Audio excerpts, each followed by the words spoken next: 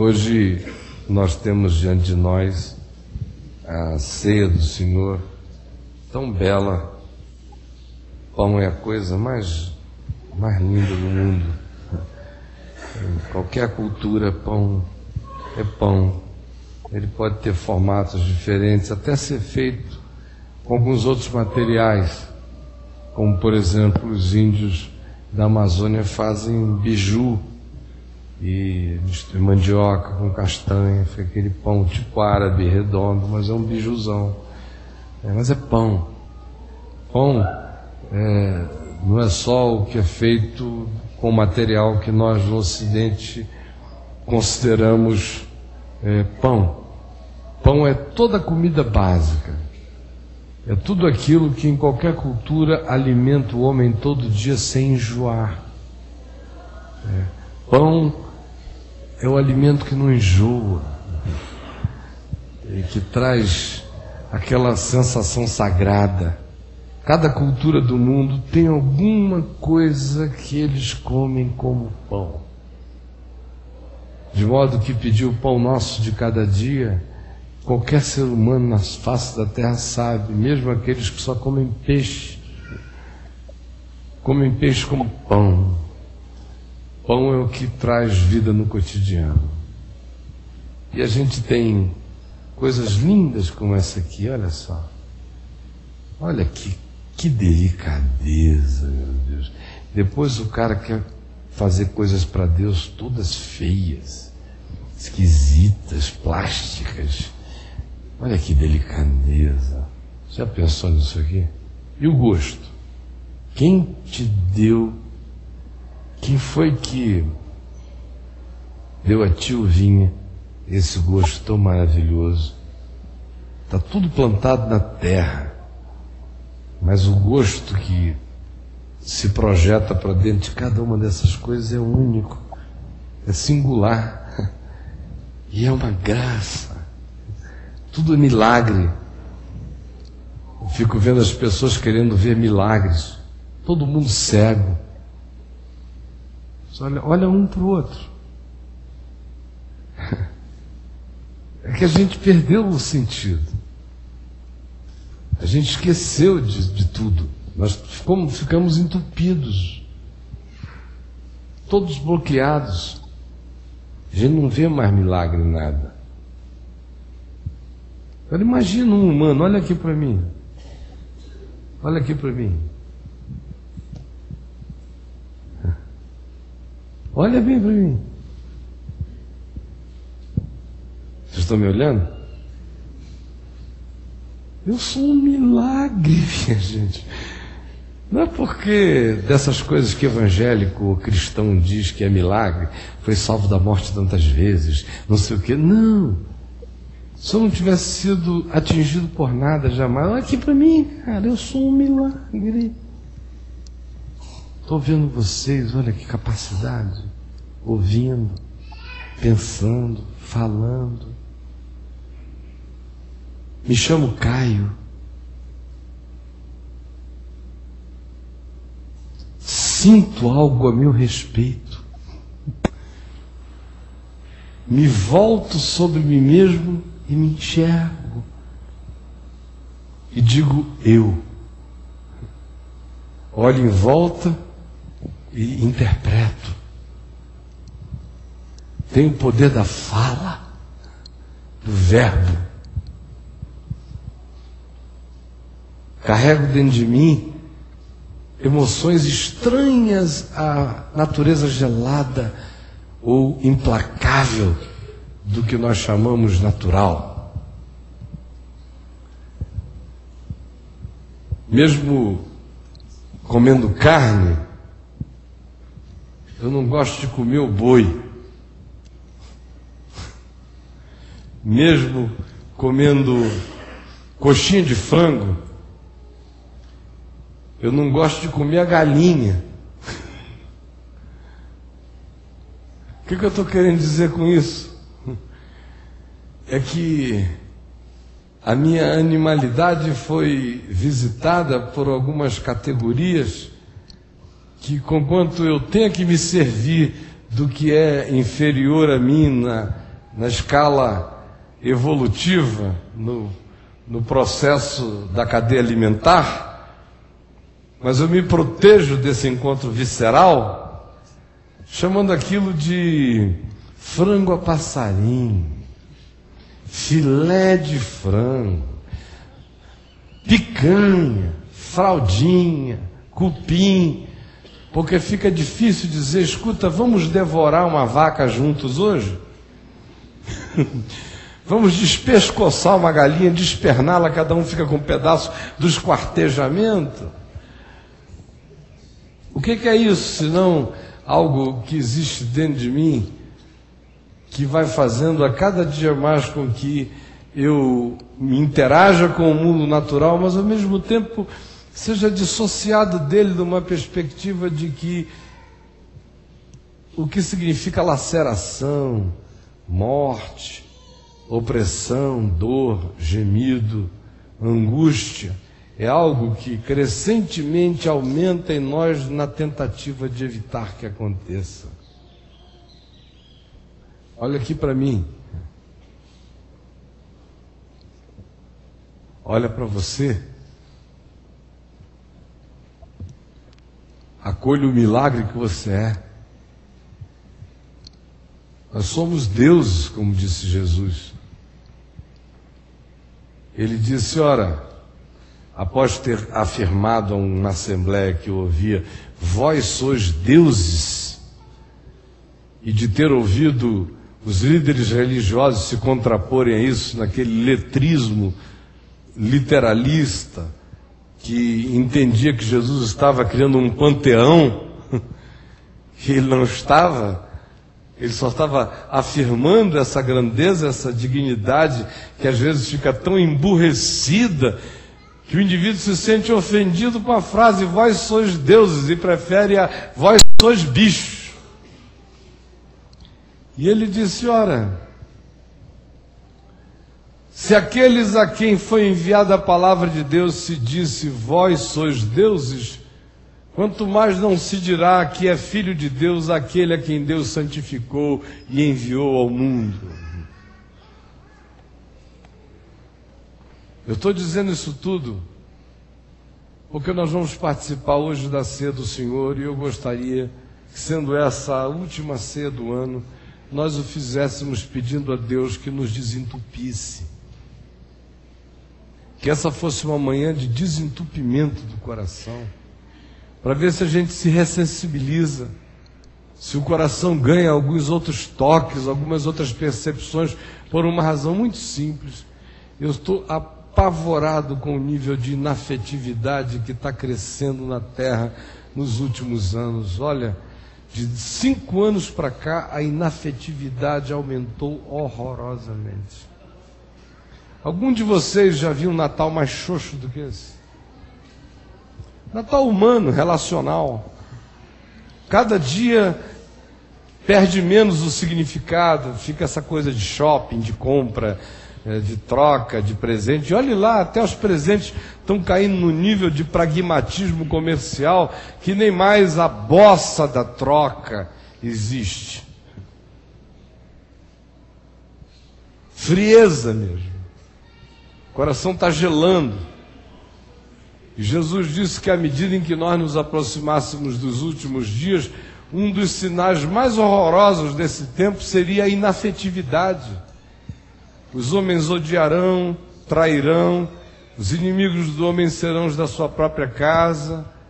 Paulo diz, eles serão implacáveis, desafeiçoados, desobedientes aos pais, sem afeto natural. Então a gente fica muito preocupado com o que de catastrófico está acontecendo com o planeta do lado de fora, no meio ambiente coletivo e compartilhado, e nos esquecemos do maior ambiente que existe, o mais vital e essencial de todos, de onde procedem as fontes da vida, que é o nosso próprio coração, e que está sob um bombardeio tão grande de inafetividade, de fragmentação, que a gente nem percebe. Essa semana, eu Estava em São Paulo, num carro, com a minha mulher e mais 2 amigos e um amigo, filho deles. E em casa, na casa deles, eu já estava observando aquilo que eu vejo, às vezes, com os meus filhos, seja a minha filha mais nova, seja o meu enteado mais novo, que é essa coisa internetiana poderosa, né? Porque eu sou um usuário da internet, eu escrevo lá os meus textinhos e colo e bye-bye. Quando eu preciso fazer uma pesquisa, eu vou lá no Google, vou atrás, acho e PT saudações. Mas eu não tenho nenhuma relação afetiva com aquilo ali. Mas a moçada não, eles chegam a ter uma coisa quase sexual com aquilo ali. Aí eu fico vendo, computador aberto aqui, Skype de um lado, Messenger de outro, videocam aberto, às vezes 3, 4 imagens. Porque os caras ficam falam com a fulana, desliga fulana, Beltrana, desliga Beltrana, e aí fica aquela confusão danada que eu não consigo ver como é que eles conseguem dar virtualmente conta de uma poligamia virtual daquele jeito. Os caras são os administradores com a rapidez extraordinária. Minha filha fala com 7 amigas a um tempo só, e é tudo não é na tudo é uma língua que a gente não entende, é uma confusão. Tem gente que me escreve querendo conselho, eu entendo tudo, mas eu devolvo e digo assim, me escreve em português que me ajuda, que é para ver se o cara não perde a língua mãe. Mas até a linguagem é fragmentada. Agora imagina, nós estávamos primeiro na casa, conversando, na seguinte situação. Os adultos conversando e o garoto ali do lado, aí ele interagia com a gente. Não foi isso não, o carro estava com não sei o que tal. Aí, não, fulano, lá. Aí ele interagia com a mãe, interagia para lá com não sei quantos naquela caixa. Aí eu digo, quando nós entramos no carro, eu falei, bom, agora somos só nós 5, né? Que nada! O celular do garoto tinha de tudo. E ele falava num three-way. Eu falei, meu Deus, como é que fica a cabeça de um cara que cresce nesse negócio? Para todo lado. Os nossos natais daqui a um tempo vão estar acontecendo assim, a gente fazendo força para os filhos participarem um pouco, porque eles vão estar conectados com tanta gente em tantos lugares, é uma hidra de tantas cabeças que não tem mais nem a chance do foco. O cara, se ficar 5 minutos sem aquela atividade global, tentacular, ele começa a passar mal. Silêncio é a coisa mais apavorante que existe para essa geração. Toque, que não seja o ficar. Os caras são bons de ficar.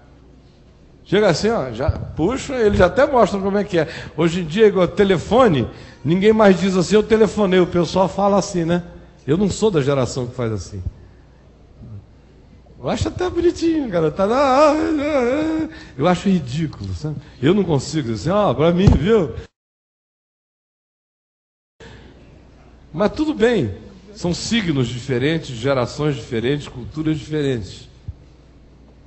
Extraordinário, todavia, é a perda do foco. O cara consegue, como eu disse, ser bom de ficar, dar a gravata dele e puxa. Agora manda ele trocar 5 palavras. Aí você vê como é que ele fica frouxo, vazio, oco. Não quer saber o nome, é porque tem medo de saber o nome. Tem medo de amar, tem medo de se dar, tem medo de nem conseguir saber o que é amar. E a nossa geração está se desfocando completamente. Então hoje, eu queria ver se essa reunião inteira não fica separada de forma nenhuma, tipo, chegou a hora que ele pregou, chegou a hora que nós tivemos a ceia, tudo é uma coisa só. E a minha oração é que o Espírito Santo faça desse momento um momento de ressensibilização da gente. Fica pensando, por favor, o que você sente pelos seus pais? Verdadeiramente, não assume que você o ama só porque ele é seu pai ou ela é sua mãe. Amor é feito de gestos, de movimentos, de atitudes, não apenas de boas declarações, dessas fáceis que a gente faz. Ah, papai é um barato, mamãe é muito legal. O que você sente por eles? O que você sente pelos seus filhos? Pelos seus irmãos? Hoje em dia há uma facilidade enorme para que os irmãos se odeiem, se queiram mal. O que você sente pelos seus amigos? Tem algum amigo que você realmente ame? Tem alguns amigos que a gente ama tanto que a gente chega a sentir o coração queimar de amor. Mas está morrendo.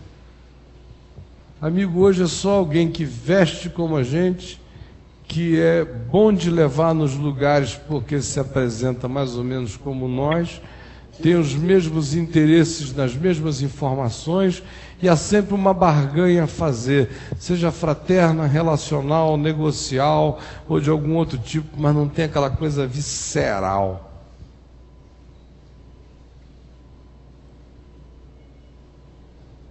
Os irmãos, então, nem se fala.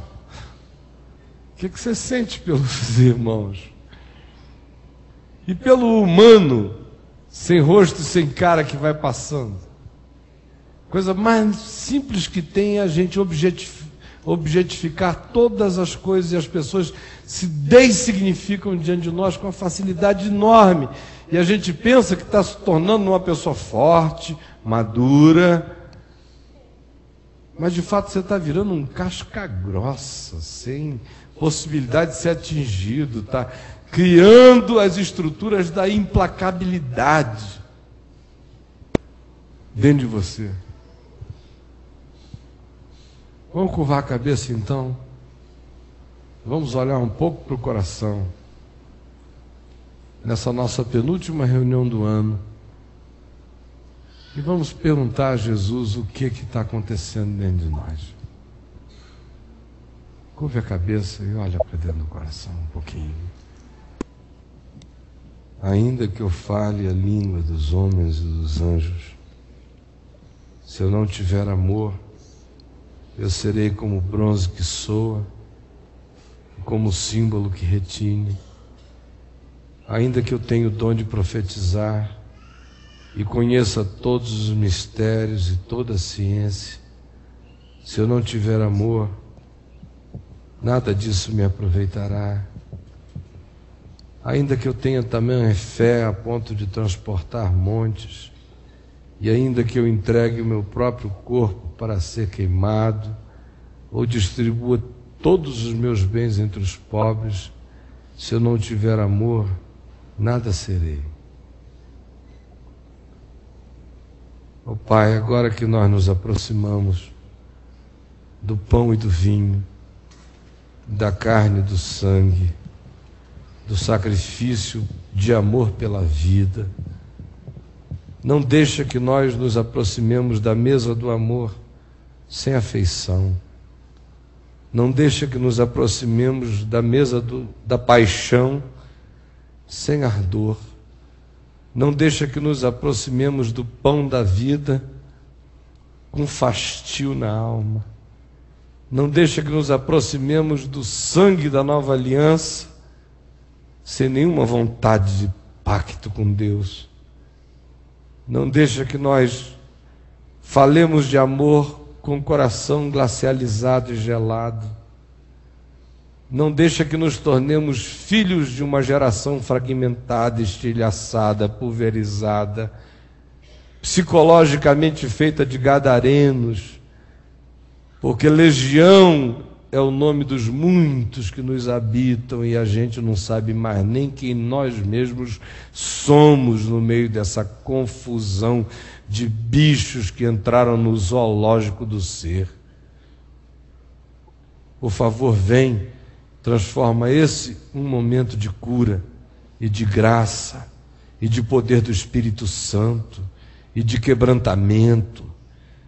Ajuda-nos a ver quantas camadas, quantas cascas, quantas vestes, quantas máscaras, quantas fantasias, quantos disfarces, quantas camadas de cara nós colocamos sobre nós mesmos, de modo que para nós nos acharmos, nós vamos ter que tirar tanta coisa de cima para revermos nosso rosto perdido na multidão das faces que nós mesmos inventamos para nós. Ó Espírito Santo, Tu que és o Espírito da verdade, conduz-nos a toda a verdade, para que pela verdade sejamos libertos. Nós pedimos que seja assim, em nome de Jesus. Amém.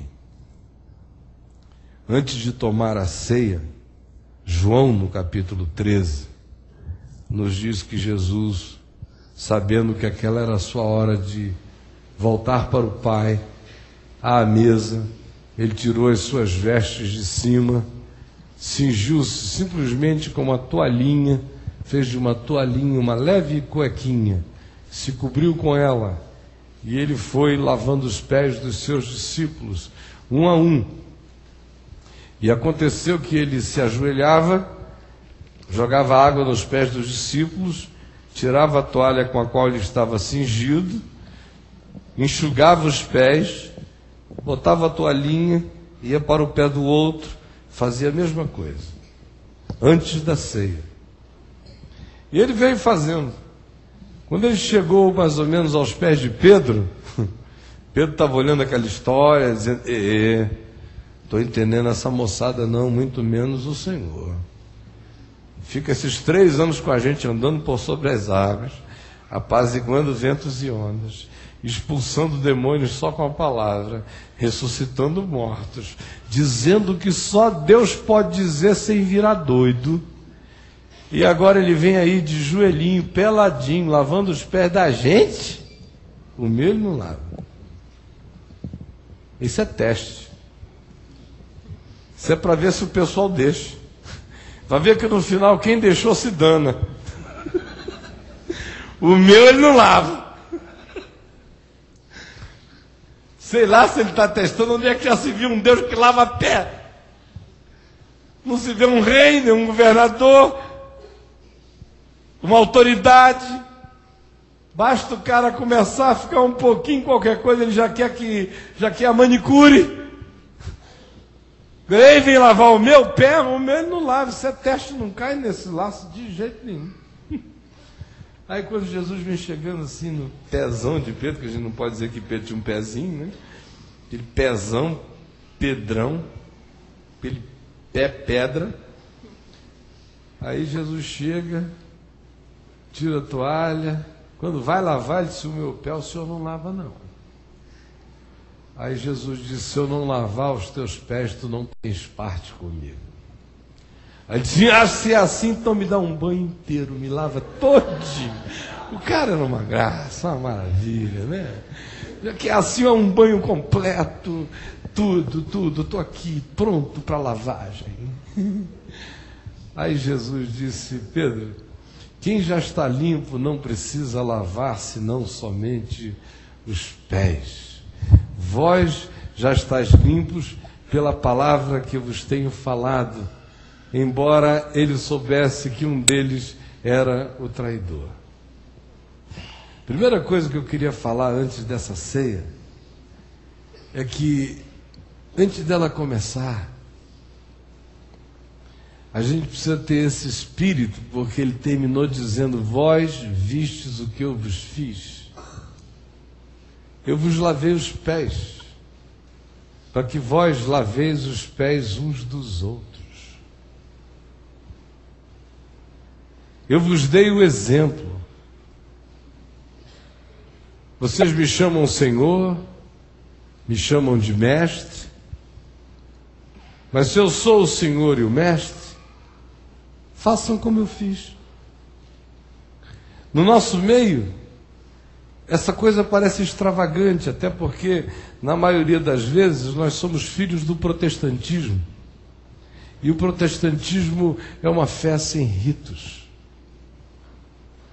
Ficou o púlpito, que é um lugar assim sagrado, uma espécie de santo dos crentes, um oráculo, parece que o cara, quando chega ali atrás, qualquer coisa que ele vira a palavra de Deus. A maior idiotice vira a palavra de Deus na hora que ele está atrás daquele lugar ali.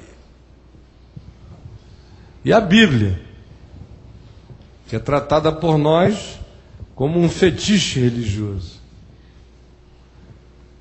Agora, coragem de chegar e lavar os pés uns dos outros,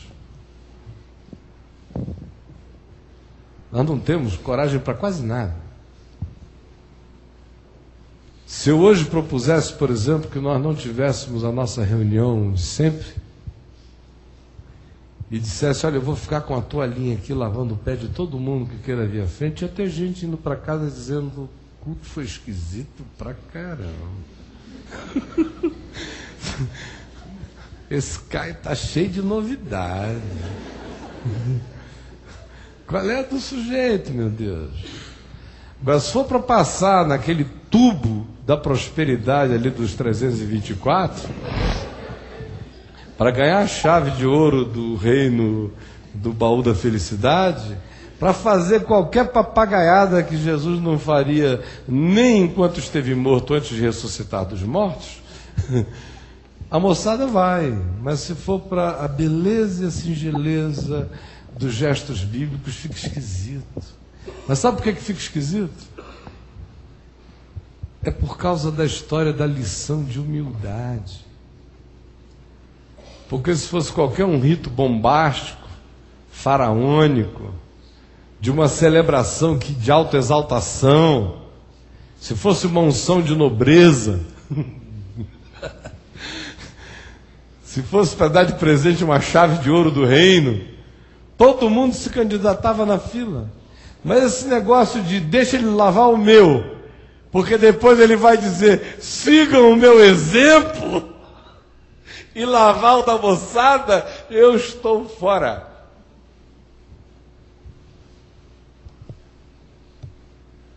Só que antes da gente se aproximar aqui da mesa do Senhor hoje, eu queria que você soubesse de algumas coisas. A primeira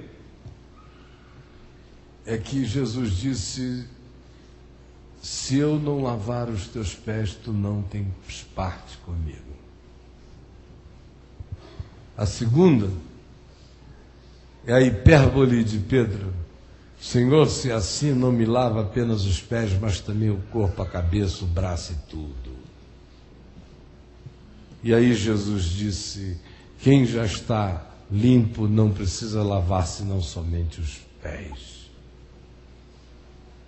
E depois ele conclui dizendo, assim como eu vos fiz, façais uns aos outros, lavai os pés uns dos outros. Pode desligar essa trilha sonora abençoada. Aliás, desliguem os celulares, porque é o próprio espírito da fragmentação, né? A gente estava falando há pouco. Uma desgraça que nem na reunião a gente pode ter paz, porque o bicho toca. O que eu estou querendo dizer com isso? Sobre o que eu vinha falando antes do celular interromper, fazendo um exemplo da sociedade pós-moderna invasiva e de possessões tecnológicas e virtuais. O que eu estava dizendo é que quando a gente se aproxima aqui da mesa do Senhor, a gente tem que saber que todos nós sujamos os pés no caminho. Quem não sujou os pés no caminho? Tem alguém aqui que não tenha sujado os pés no caminho? Eu sujo meus pés no caminho todos os dias. É impossível andar, mover-se no caminho sem que as poeiras da vida se agarrem a você. Até no ato de fazer coisas boas, a poeira da vida se agarra em nós. Eu quero lhes dizer uma coisa.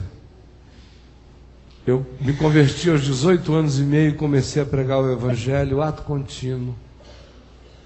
Durante 23 anos da minha existência, eu nunca tinha sido relativizado do ponto de vista de qualquer coisa que tivesse a ver com um extravio do meu pacto conjugal feito com a mãe dos meus filhos. O que para alguns aqui significaria o início de uma coisa ruim na minha vida. De fato foi. Sempre é. Mas eu sujei os pés no caminho muitas milhares de vezes antes de sujar o pé desse jeito. Antes de enfiar o pé numa coisa mais densa. Eu sujei muitas vezes. Sujei os pés no caminho viajando para pregar. Sujei os pés no caminho pregando. Sujei os pés no caminho atendendo gente, ouvindo gente. Sujei os pés no caminho andando igual um menino apóstolo, cheio de sonho, de vontade de fazer o reino de Deus conhecido na terra. Mas sujei os pés no caminho, gente suja. É impossível não sujar. É um sentimento que fica, é uma impressão que cola, é um juízo que você faz sobre alguém e não devia. É um preconceito que se instala. É uma vaidade sutil que gruda em você. É uma justiça própria por causa de atos seguidos de vitória que acabam se transformando numa espécie de material denso dentro de você, como se você dissesse para você mesmo: graças a Deus dessa etapa eu passei. Até na confissão das virtudes a gente suja os pés no caminho. Quem é que não precisa lavar os pés? E a cura é que Jesus diz que a gente precisa lavar os pés uns dos outros. Não é você chegar e lavar seu próprio pé. É também ter a coragem de entregar o pé para o outro. E tem que ter alguém com coragem de pegar o pé do outro. Sem palavras, sem discurso, sem exortação, sem encontro moral, em silêncio, simplesmente pegar o pé do outro e lavar. Eu te ofereço o meu, você recebe o meu e lava em silêncio. Pois você me dá o seu e eu lavo o seu em silêncio reverente. Isso é igual Moisés na presença de Deus tendo que tirar a sandália porque o lugar era terra santa. Nesse lugar a gente entra descalço e a gente lava os pés uns dos outros.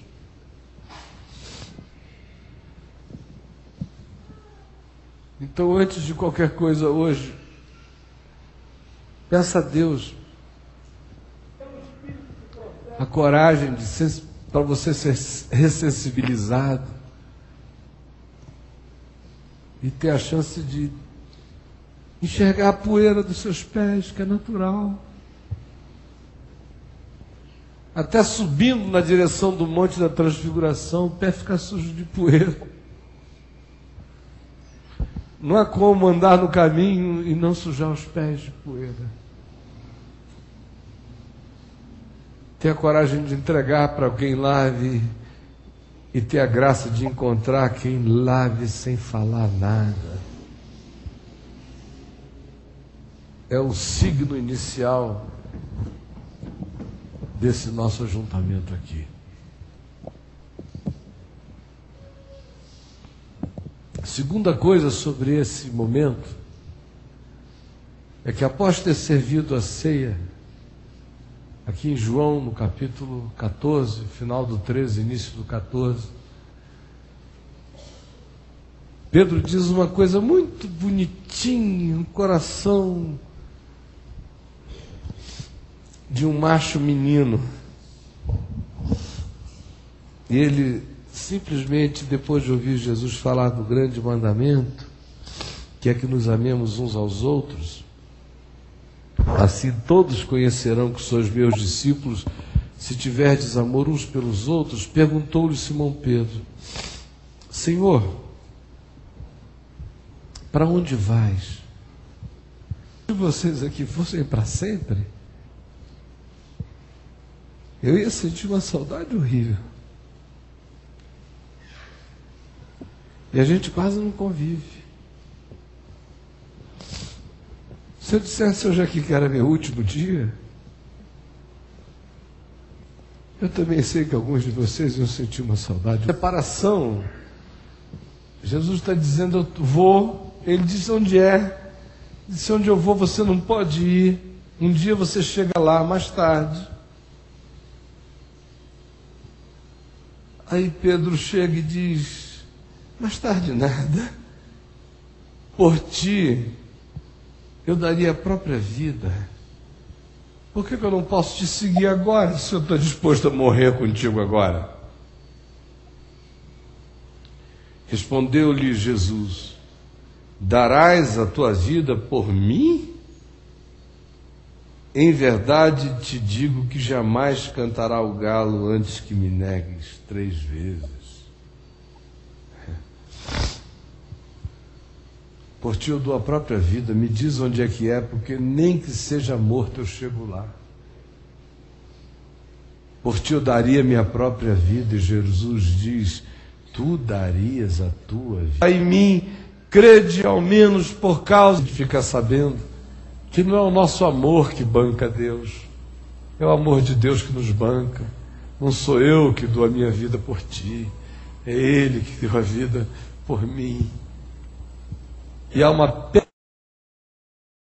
perversão espiritual profunda quando isso muda, quando eu começo a achar que eu vou tomar a ceia porque eu adquiri o direito, porque eu dei a minha vida por Deus essa semana, esse mês.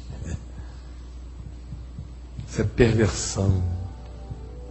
A maioria de nós toma ceia assim: não estou digno para tomar, estou digno para tomar. Não foi isso que vocês aprenderam na igreja? Se alguém se sente digno de participar, participe.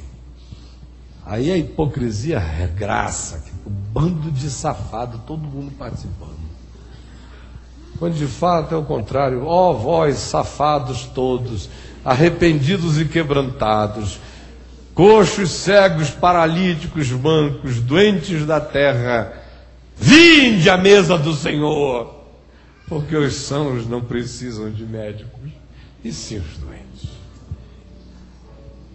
Então essa não é a mesa que eu dignifico com a minha dignidade, essa é a mesa daquele que é digno, único digno, o Cordeiro de Deus, que tira o pecado do mundo, que entregou sua carne, seu sangue. Porque não sou eu que banco o amor de Deus, não sou eu que dou minha vida por Ele. Quando eu digo qualquer coisa, eu ouço só essa pergunta, essa ironia cheia de candura: tu darás a tua vida por mim? Tu?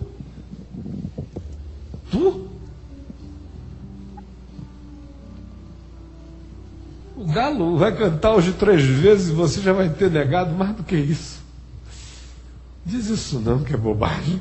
Precisa dar a sua vida por mim, você precisa crer que eu dê minha vida por ti. E se você amar o que eu fiz por você, eu só peço uma coisa: ame os outros. Esse é o meu mandamento. Se esse meu amor te seduziu, fica seduzido e ama os outros assim como eu te amei. Tá? Num nível mais simples, onde a gente dá lavando os pés em silêncio, trocando, se ajudando, caminhando. Quando a gente se aproximar hoje dessa mesa, você fica sabendo que você está se aproximando do que já está feito, embora feito não esteja. Já está acabado, embora esteja em processo de acabamento. Já está finalizado, embora em mim não tenha terminado. não se turbe o vosso coração. Credes em Deus? Crede também em mim. Na casa de meu Pai há muitas moradas. Se assim não fora, eu vou-lhe teria dito, pois eu vou preparar-vos lugar. Quando eu volto para Ele, e vou para uma dessas mansões e casas do Pai, moradas do Pai, ou no dia em que Ele voltar e todo olho verá. Mas enquanto isso a gente vai voltando para Ele. Há muitas vindas e milhões de parousias de Jesus, de voltas, de aparecimentos dele para nós, quando a vida simplesmente descortina dos nossos olhos o véu que hoje nos contém nos limites dessa dimensão, e os nossos olhos se abrem para a eternidade e a gente contempla as moradas do Pai. Eu vou preparar-vos lugar, e quando eu for e vos preparar lugar, eu voltarei e vos receberei para mim mesmo. E aí, mais adiante ele diz: aquele que me ama, meu Pai o amará, e nós viremos para ele e faremos nele morada. É maravilhoso como há uma morada feita pelo Pai para mim, enquanto isso eu sou morada do Pai. Enquanto eu não entro na morada, o Pai mora em mim, enquanto me faz morada. Haverá um dia em que eu vou entrar na morada, mas a graça é tão grande que enquanto esse dia não chega, eu virei morada. Nós viremos para Ele e faremos nele morada. Então agora aqui na mesa do Senhor, nós vamos fazer 3 coisas antes de participar dela. Em primeiro lugar,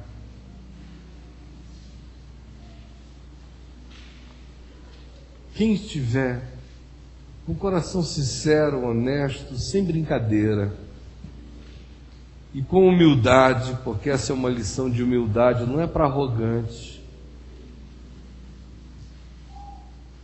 Quem estiver no coração dizendo: Senhor, eu sujei os pés no caminho, antes de participar dessa mesa, fique em pé no seu lugar.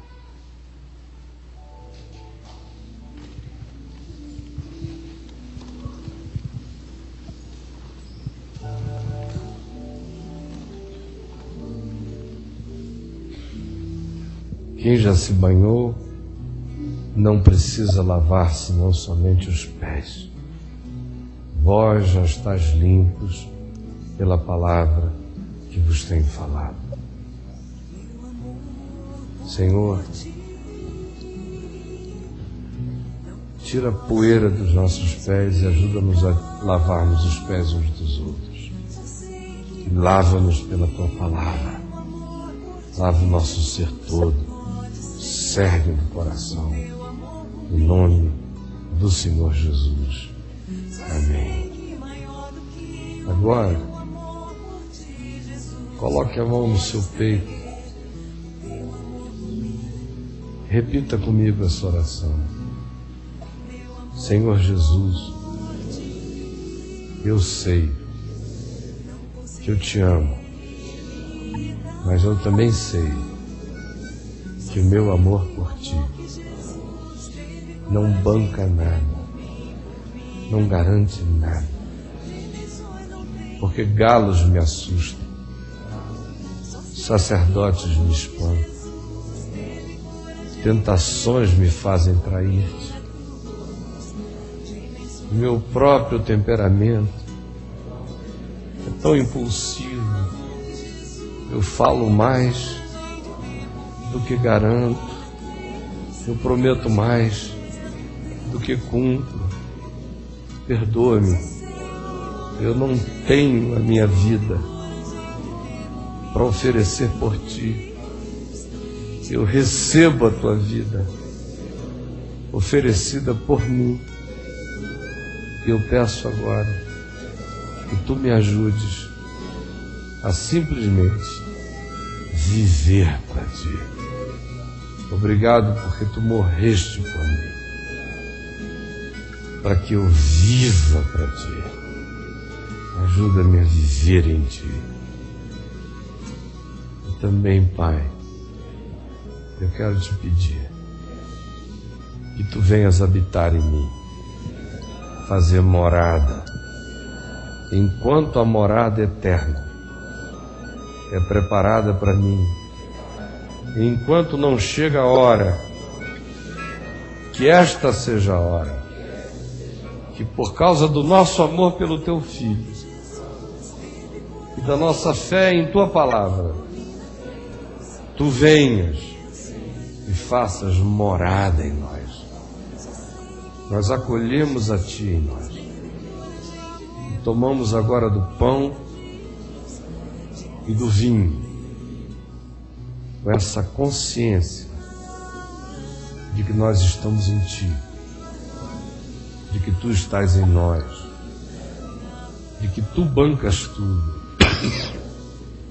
e, sobretudo, essa vontade de nos ajudarmos uns aos outros, de nos perdoarmos mutuamente, de nos compreendermos, de nos entendermos, de nos discernirmos, de não nos julgarmos e de lavarmos os pés uns dos outros, em silêncio amoroso, enquanto nós caminhamos juntos, o resto das nossas vidas, até o dia em que cada um vai ter o seu cantinho, com a sua cara e com o seu nome novo, o qual ninguém conhece, exceto aquele que o recebe e que está preparado para nós.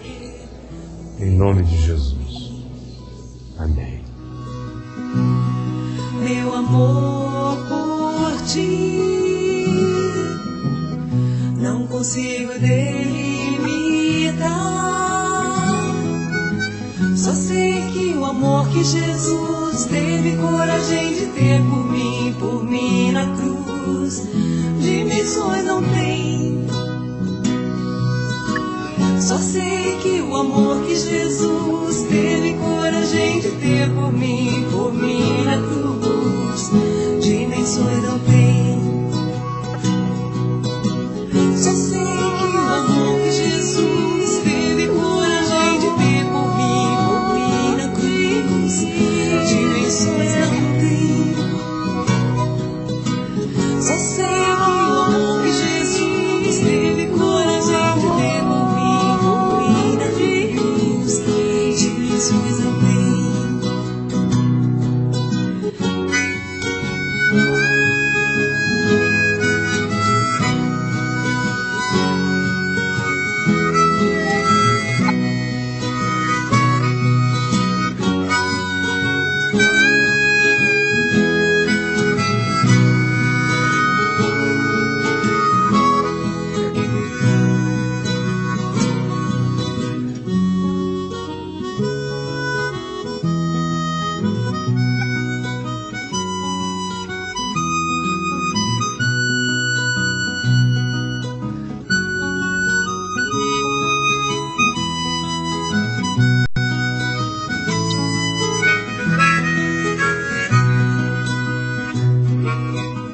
Só sei que o amor que Jesus teve coragem de ter por mim na cruz, dimensões não tem. Só sei